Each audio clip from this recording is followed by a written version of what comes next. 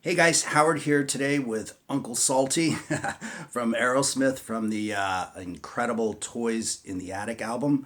And this is a pretty easy tune to play. I'm just going to cover the song, the main guitar parts here.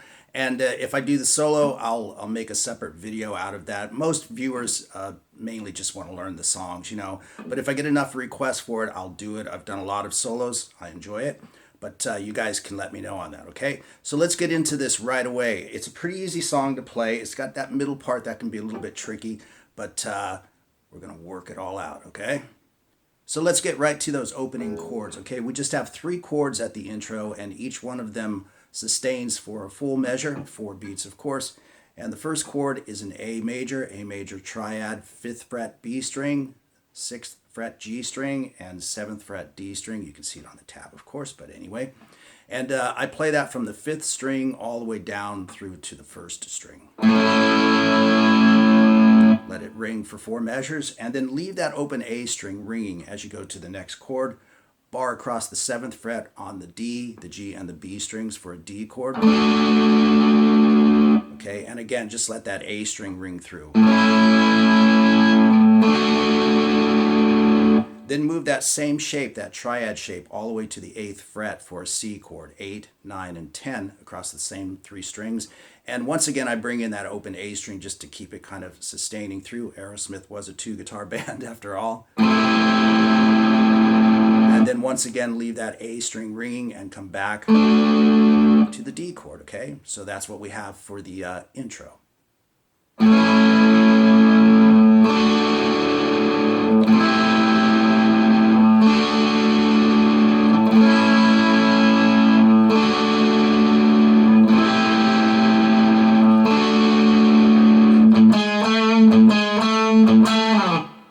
And they add that little riff to the end. Pretty easy to play. Just make sure that you stop or mute out that open A string, before you play the,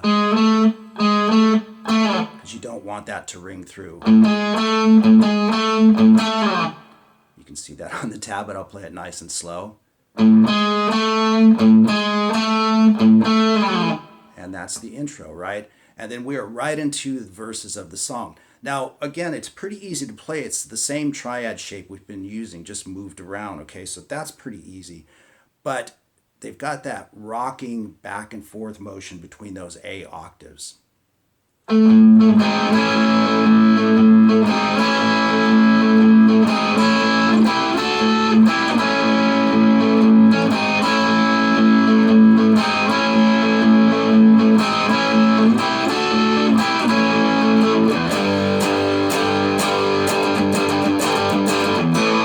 Okay, so let me explain how that's done. First and foremost, you come in on the upbeat.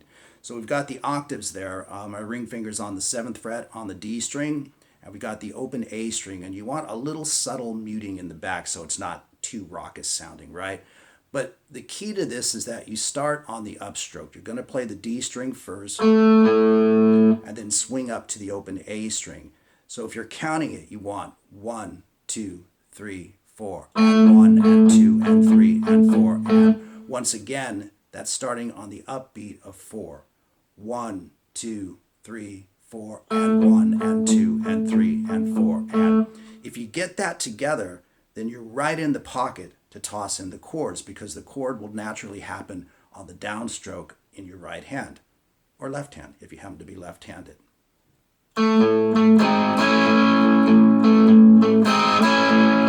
You can see what I'm doing right there, turning it down just a little bit. You can see what I'm doing. I'm landing the chord with a downstroke and then an upstroke. And you can see all I'm doing, you can see it on the tab, but all I'm doing is moving that triad from the 4th fret to the 5th fret, using my first finger as the marker. But once again, really slow, because it's important to get that together to play this, this pattern.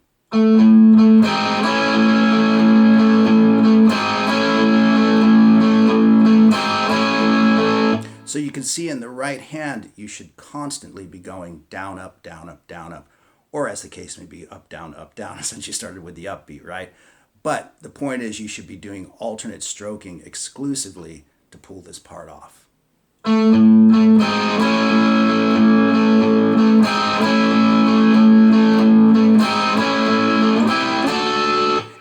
pull that triad, once again using the first finger as the marker, we pull that triad from the 8th fret up to the 10th fret, back to the 8th fret, back to that first A chord, and that repeats. Now this gets a little bit tricky because they're changing the rhythmic pattern, so to speak. We've got this.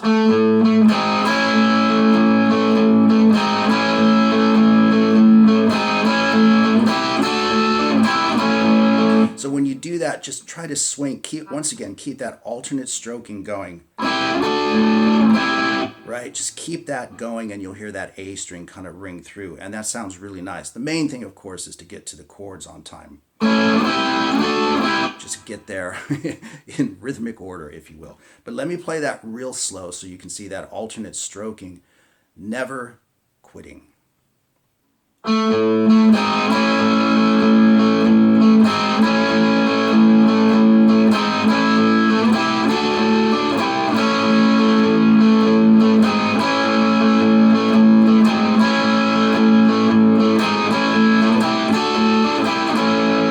So if you can get that motion going once again, you're going to be right in there, okay?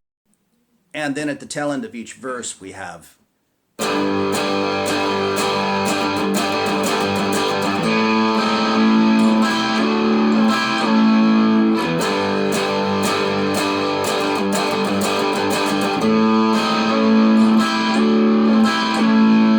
So once again, it's those same shapes being moved around, but let's talk about that G power chord. We've got 3rd fret, 6th string, 5th fret, 5th string, and of course 5th fret, 4th string, okay?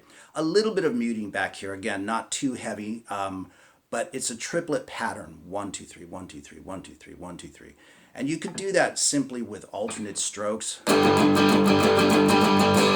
But if you play it as a triplet, I think it's more effective. You can really hear the rhythmic dynamics of playing a riff like that. So what I like to do is down, up, down, down, up, down. 1, 2, 3, 1, 2, 3.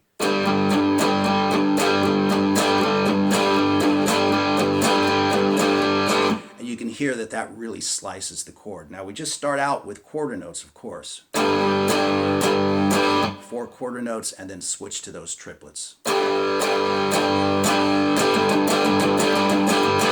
And 4 sets of triplets, okay? Once again, nice and slow.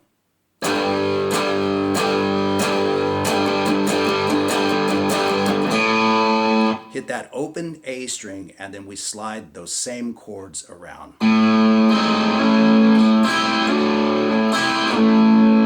Pretty easy. 4 to 5, 8 to 10, then 8 to 5. So we've got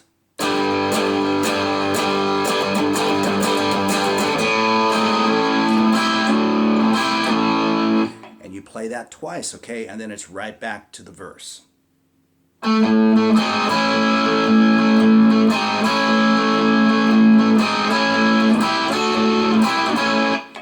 so on and so forth, okay? Now we come back to that G power chord again at the tail end, but there's a little extension on it, a little tag.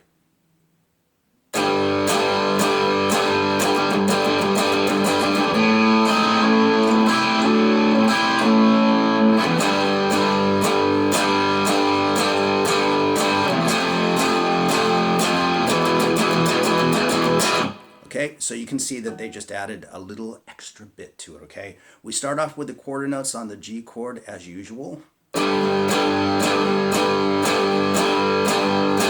we're playing 8 of them, obviously. And then we move it down to F to the 1st fret for just 4 quarter notes. And then we play the triplets on the E power chord. So once again, that's played.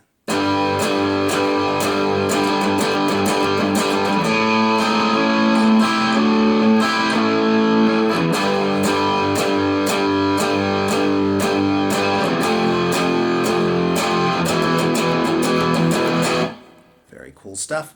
And then we move into the bridge, the middle section of the song. And this is easily the trickiest part of it to play. But once you wrap your head and your fingers around it, it's actually not too bad. It's all based on basically an A7 chord. And then they move it down to a G7 chord, okay? And the riff is played like so.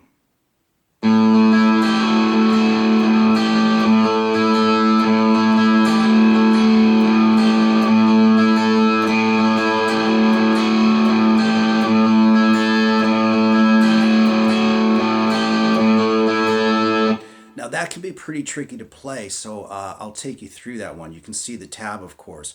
The main thing is you want to be barring at the 7th fret, right across the first 4 strings, okay? And then you're going to perform the chord, which is basically an A7, right?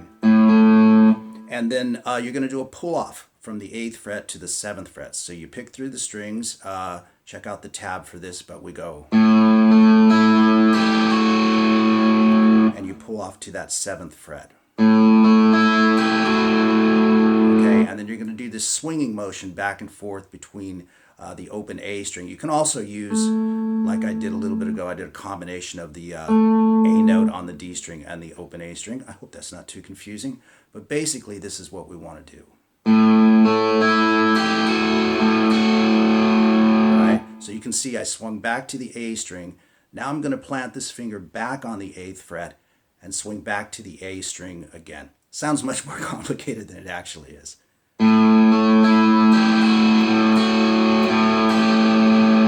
Once again, really slow so you can see that.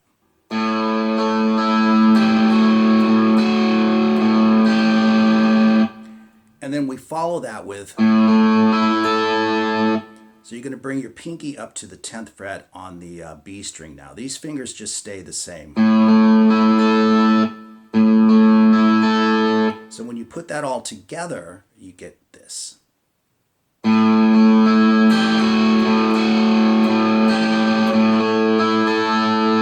And you want to be sure, this is kind of an interesting little trick here. I sold that a little bit short, but I'll explain what I mean.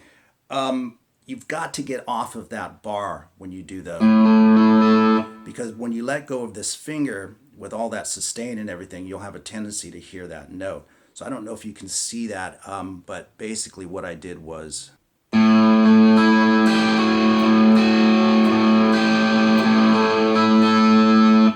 kind of overemphasized it a little bit, but you can see what I'm doing is I'm releasing that bar so that when I let go of that finger, you won't hear that note ring through.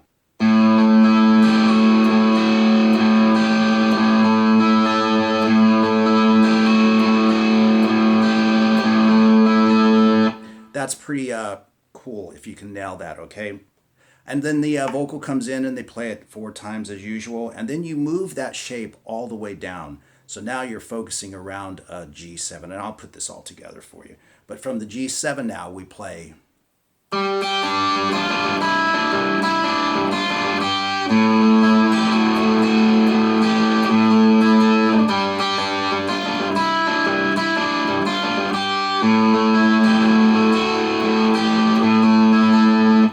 Okay, so what's happening here is we've got that same shape. It's based on a G7 chord. And what we've got going here is we're just moving the B string around. 8, 6, 5, okay? Right through that chord. And then we've got that picking pattern.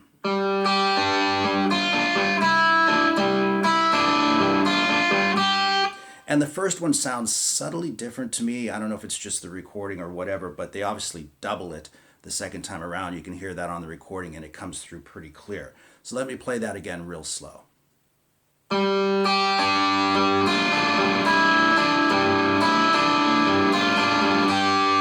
then you head back to, come back and do it again.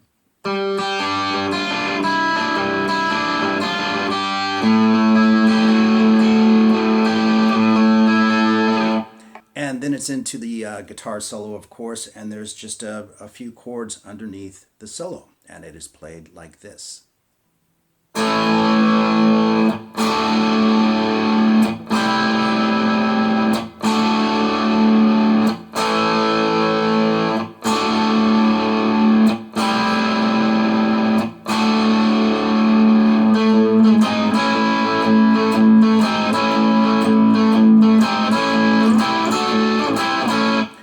Back to another verse, okay? So those are easy chords. They're all the same shape. You can see it on the tab.